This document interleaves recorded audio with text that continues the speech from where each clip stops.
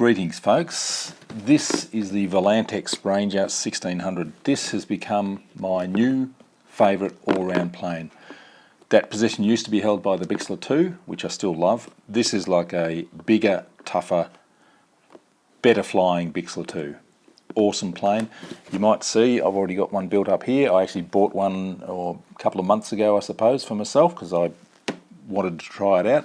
I absolutely love the way it flies. It has lots of brilliant features, which I'll show you as we go through this one. This one's from Banggood. This is the kit version, and I'll show you what components I've put on the one that I've already made up. Brilliant plane, highly recommended for beginners, for FPV, for slope soaring, for just general flying around. Brilliant plane.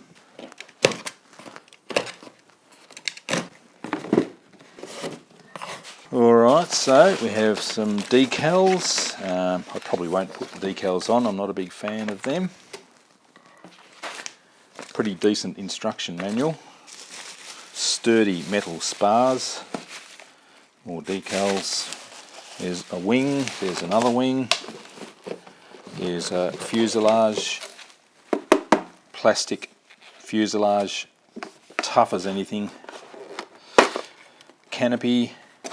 FPV canopy, plenty of space inside, big horizontal stabilizer, big vertical stabilizer and rudder, prop, motor mount, servo cables and screws. Alright, now first thing to talk about is the fuselage. It's so tough, you'll never break that in a crash, you're never going to dent it. The only thing is you can't glue things to it, you have to sort of screw to it. We have some plywood trays there, one up here for flight control board, receiver, down here for battery. Wing joins, I'll show you more about that later on. Tail servos attached down at the back of the tail, which makes them very easy to work with. You don't have big long push rods going down the back. You have a spot for an FPV camera in the front, which is something I've never done because that's always going to hit the ground and get dirty. Air scoops there to get a bit of airflow going through. Have this foam FPV gear canopy, a little slot for a panning servo that just clicks into place. Use that or not, it's up to you. You also have a normal plastic canopy just to cover it in when you're not using that tray.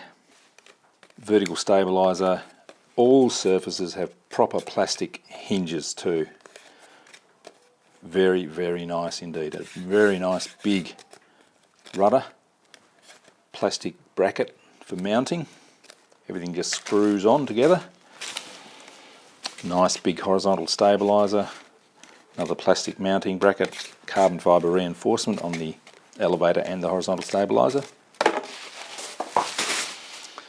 Very, very nice redesigned wings. Also, ailerons have plastic hinges, moulded spots for the control horn to connect to. We have an edge-on plywood spar there, reinforcing on the aileron. You can see an internal spar going to about there. Very, very stiff and rigid. Best thing of all, click-in wing joins. Hefty metal wing joining spar. And the other wing. There's no ailerons, there's no flaps with this one, but it would be easy enough to introduce your own. Just nice big ailerons there. Cutouts for the servos. CG pointers marked on there. Now let me just show you this wing joining system. We have a square metal channel there for this spar to fit into.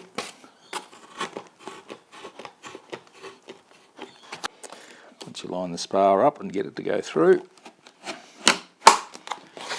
and the wing clicks into place, and there it is there. Do that again. This little clip just hooks in. Done. Wing is joined. Awesome.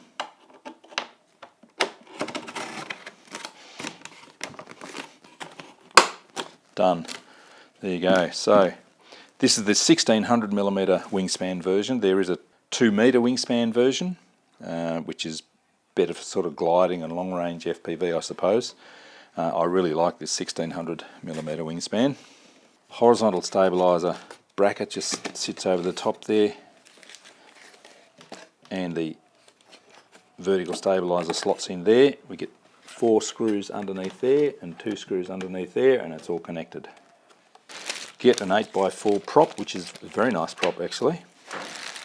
Servo leads, control horns, all the push rods, another one of those little screwdrivers. The one downfall is this motor mount. This little disc here just sort of is held in by the screws going in sideways. It just seems a little bit too delicate for me. It's probably okay, but on my version I've put a reinforcing disc there to double up the thickness of the plastic motor mount. It may well be not a problem, but just seems a little bit weak for me. Nice, big, chunky control horns. Very good indeed, and they all have moulded mounting points as well. I really like them. The motor I've put on is a 2836 1100 kV motor, and I'm using a 4S3000 battery, which works really, really well, gives you heaps of power, and works beautifully with the 8x4 prop. As I said, I put a little bit of a reinforcing disc on the other side of that one there, just so that the screws don't sort of crack through this mounting disc here. As I said, it's probably okay, but thought that was a good safety measure. The tail servos mount down towards the tail with nice little push rods. You can mount that arm up or down. I thought up was a bit better to be out of the dirt. And you can see those lovely big control horns there. Just screw the horizontal stabilizer on, 2 screws either side, and there's the rudder. Same deal, servo down the back, short push rod, lovely big control horn. There's the aileron servos, again those lovely big control horns, short push rods. I am using digital Metal Gear servos all around. The ones down on the tail are Corona digital Metal Gears, just 13 grams I think they are.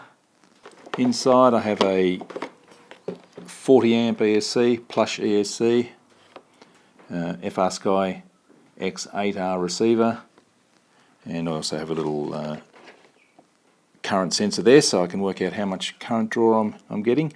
I think at maximum throttle I was getting about 20 amps, so that's an excellent setup. 40 amp ESC is perfect.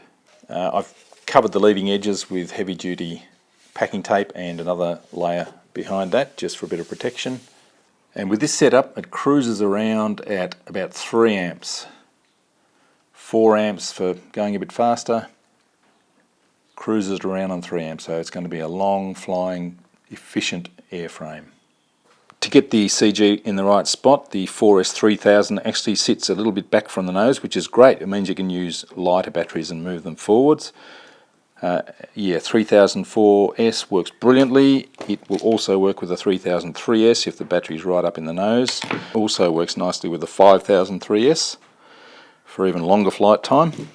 And the all-up weight with the 4003S is just over 1300 grams, 1350 grams roughly, and it flies very, very nicely.